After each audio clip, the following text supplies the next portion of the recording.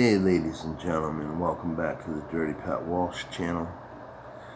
Good day folks, welcome back to the Dirty Pat Walsh channel. I'm trying to get in the habit of saying folks rather than ladies and gentlemen.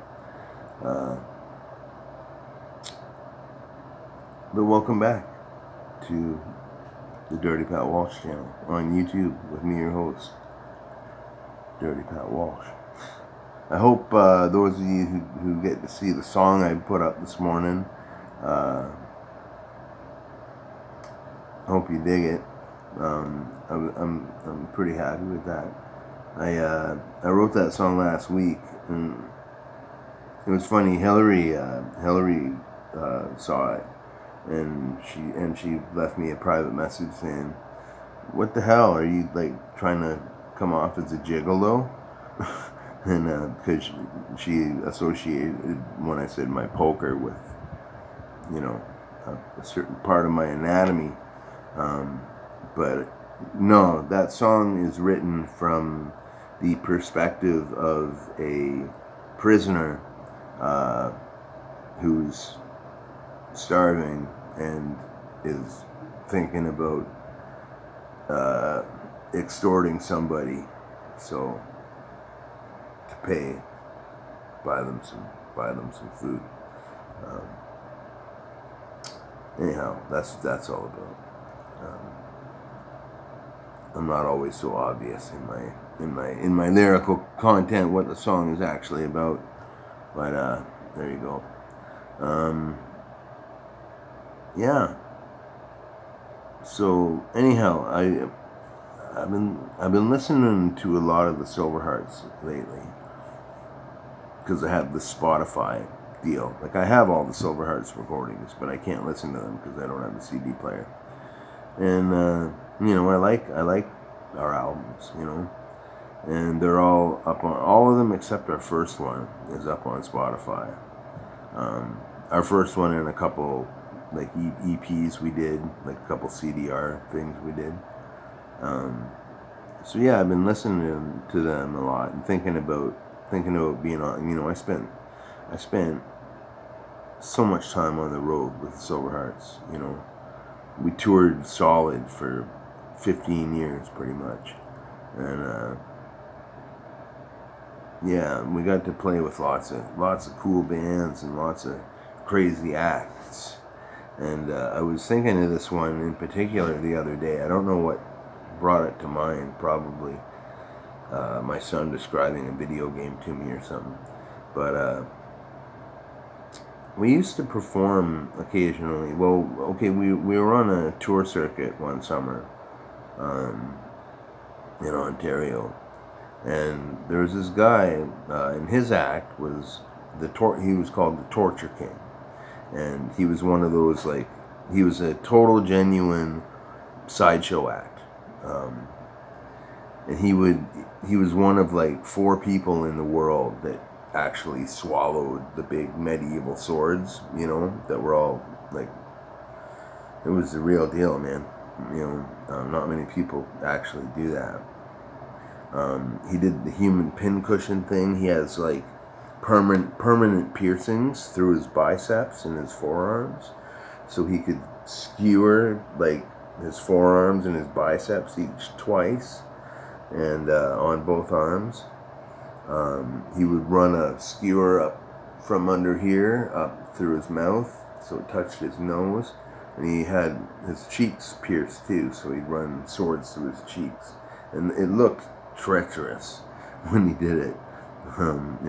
It was incredible.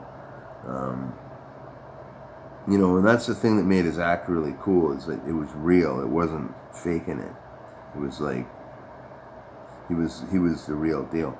Watching him swallow swords was terrifying, because he would describe it all before. Like, he would describe what's going to happen. Like, he's like, I'm going to lean back, and I'm going to take the sword, and you have to put it down a certain way, and he like do a little test run. He's like, alright, you know, and okay, you know, and so here we go. The point of the sword is going to be like an inch away from the bottom of my stomach. So here we go. And he'd swallow the sword. And he'd like lie back for a minute, like for a bit, and then pull it out. And sometimes it would have like this white goo on it, like just from his stomach lining and shit. And he'd like pull it out and he'd like, oh, got lots of mayonnaise on that one. You know, it was like, he had a kind of a sense of humor that was dark. He also would eat razor blades, and legitimately eat them. And there's a whole method on how to do that, you know. If you do it right, you can actually, I guess you can do it. Or eating light bulbs. He ate light bulbs too. And I guess if you chew them up enough and they're fine enough, they just don't really hurt you or something. I don't know. I wasn't doing it. Torture King was. His name was Tim. And we all got to meet him. Because one show we did, because yeah, we were on this whole tour circuit, so, you know, we'd get to a festival and both of us would be on the bill, you know, kind of thing. So we got to see him a bunch of times. And, yeah, and we got to meet him because one show we did, I can't remember where it was. It might have been Ottawa Blues Fest. That's what my thoughts lean me to. And we played, what we did, like the way it was booked, is Tim, the Torture King, would do a set. And it was like, you know, like your standard set, 45 minutes. Then the Sober Hearts would play a set. We played for like an hour or something. And then Torture King would come on and do another 45, like repeat his show from before. You know, it was incredible watching that man do that stuff that he does. You know, I don't know, I haven't followed him. I don't know what he's doing now. I don't know if he's still doing it. I don't know if he's still alive. Maybe he had an accident. I'm gonna look him up because he was definitely one of the more interesting characters I met on the road with the Sober Hearts. And definitely one of the craziest acts I've ever seen. You know, yeah. I remember, it made me, like all this stuff is making me think of things I've seen.